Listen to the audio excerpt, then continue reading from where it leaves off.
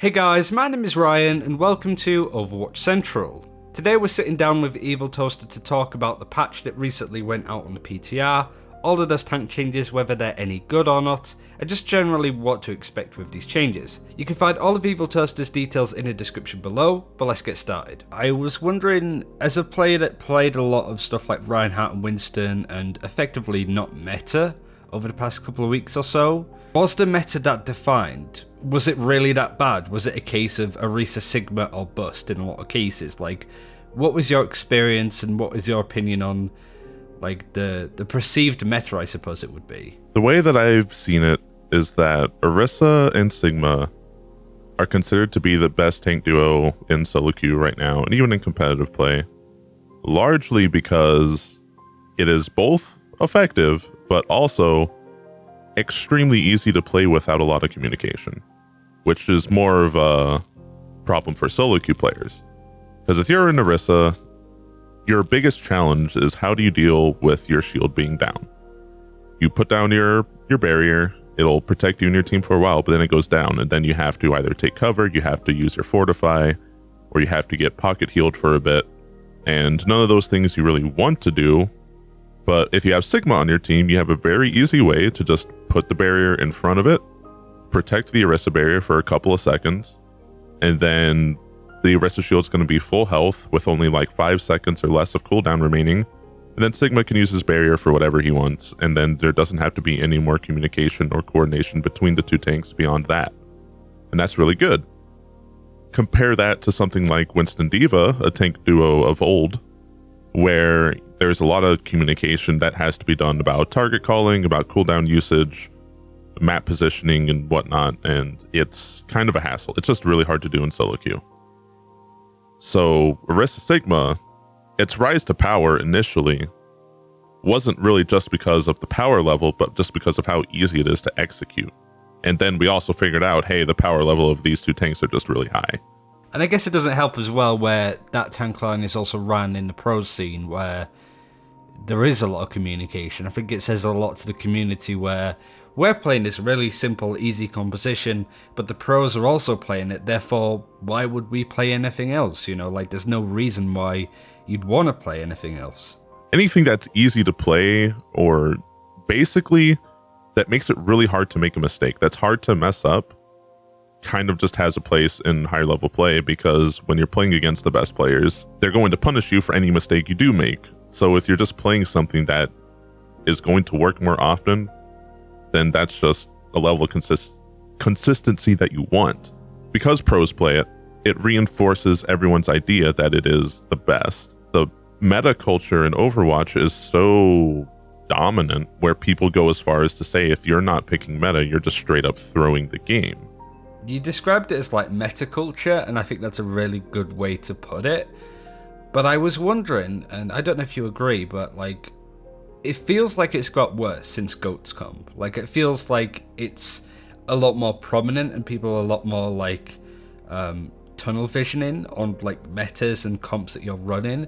And I think, and this is the part where I don't know if you agree or not, that's probably down to role queue more than anything. Now that you have a bit more ability to create and manufacture a team, would you say that's right? I think, because you're definitely right that people's fixation on meta and running the meta heroes seems like even more important than ever.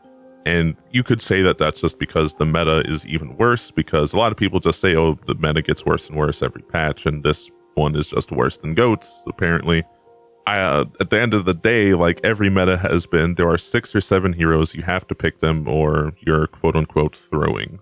So it's not really any different. Now that there's role queue and you're guaranteed to have tank players and you're guaranteed to have support players, if you're a DPS player where you have like maybe at least 4 heroes to choose from, so you at least get to have some fun and expression, you're going to want your tanks and supports to pick the 2 meta heroes that will support you in being a superstar. So I think it just gives people more room to, you know, act out that meta culture and say, hey, we need to play this overthrowing or I'm going to report you. especially because now there's no reason for you to flex. Like, you can't make the excuse for yourself saying, well, if I'm going to carry my team, I guess I have to play tank or I have to play support. It's just, you have those players there, so why aren't they picking meta? So I guess, yeah, role queue does kind of play into it a bit, which doesn't make role queue a bad thing. It's just how people act now that it is a thing. The reason why I wanted to talk about all that first is because we, of course, have all of these patch changes now. Two of the areas that you've spoken about, maybe wanted to see changes in the future, but are you happy with these PTR changes? Do you think it does exactly what you wanted it to do? In the sense of, gives people a little bit more incentive to play Winston Dva, to play Reinhardt Zarya even though they weren't buffed in any capacity, and to play a little bit less of Orisa Sigma, and a bit more Roadhog. Like, do you feel that that's what Blizzard were trying to do with these changes? Is just incentivize the other tanks a little bit more, but not break the game or cause power? I think what Blizzard was trying to do is they're fully aware that the meta can still shift, and they don't want to just completely start shifting the meta just like right after role queue was released, basically, because we're still in the first month of the real role queue season. I guess role queue started with the beta, so it's been about over a month, and that's not really that long for long-term metadata. So they don't want to do a whole meta shift yet, but they do recognize that, you know, people are kind of getting stuck into these team comps, namely Orisa Sigma. And I think it's no mistake that all of the tank changes were the first things to show up in the patch notes, because they know that that's where the problem lies. But like I said, this isn't like it's not a huge patch. There's no reworks going on or anything. It's just a bunch of small changes that hopefully will accumulate to one big change. And you think it will? I'm not 100% sure. Because if we go through like each notes, it's like some of them are just so trivial. Like, okay, defense matrix charges 3.5% faster. It's like, wow, okay.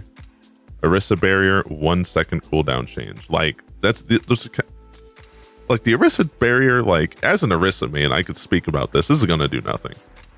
Like, we've already had this patch note before where they increased the cooldown of the shield from 8 to 9, and it did nothing. Orisa was still like the end all be all.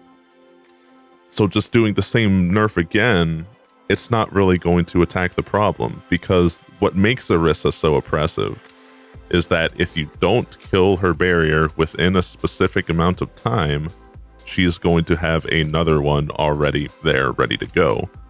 So if you don't consistently always attack Orisa's barriers, you're not going to have windows of opportunity.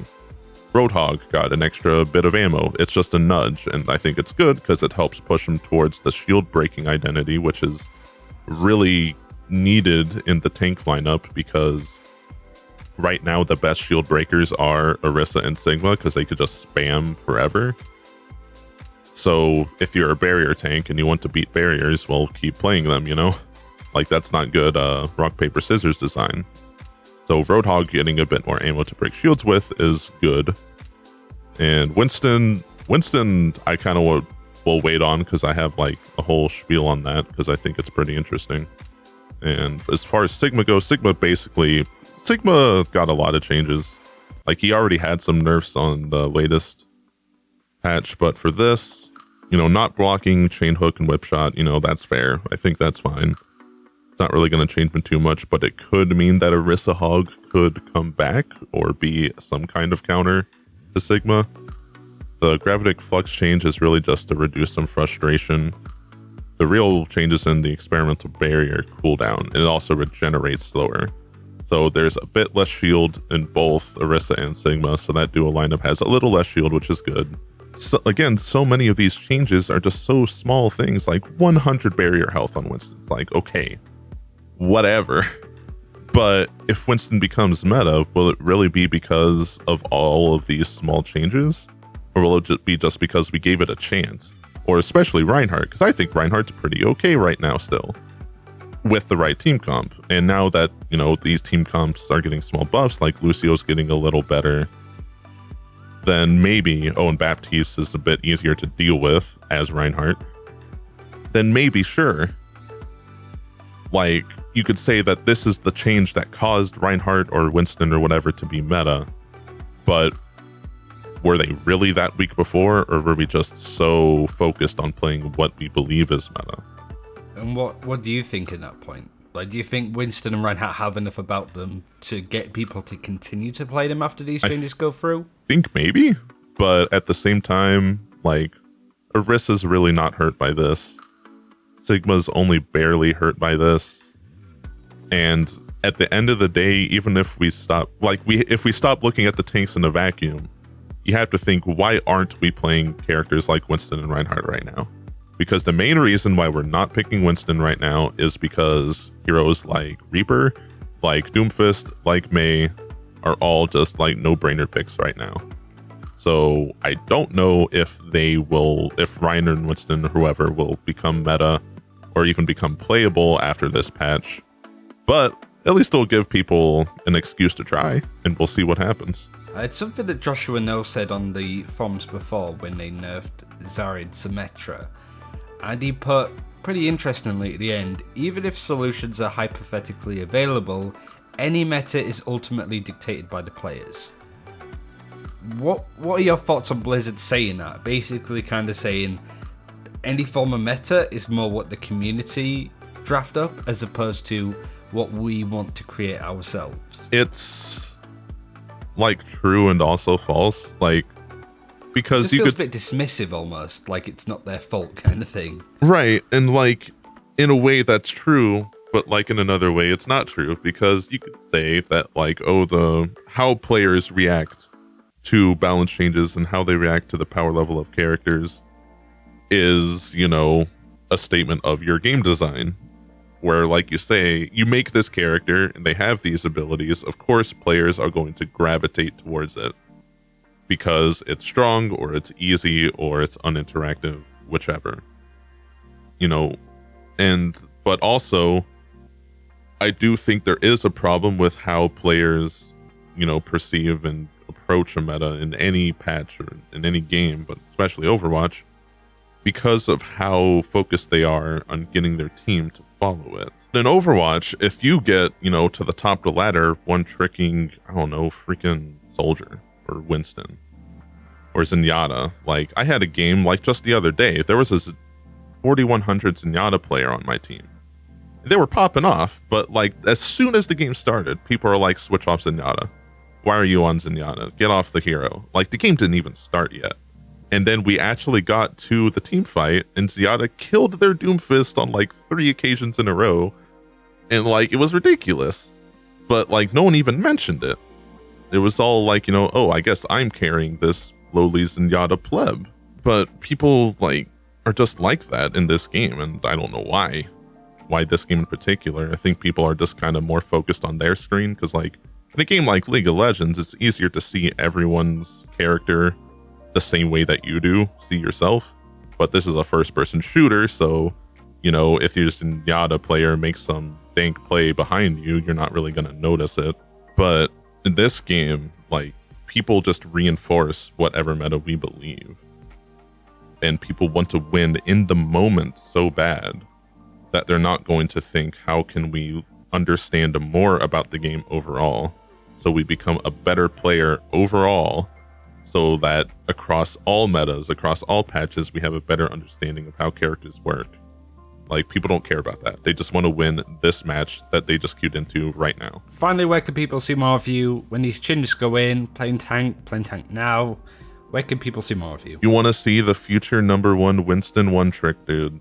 Then follow Eviltoaster on Twitch and on Twitter. And that's it for this time. Thank you very much for watching. As I said, you can check out all of Eviltoaster's details in the description below if you want to give him a look. I would definitely recommend it. And until next time, take care. We'll see you then.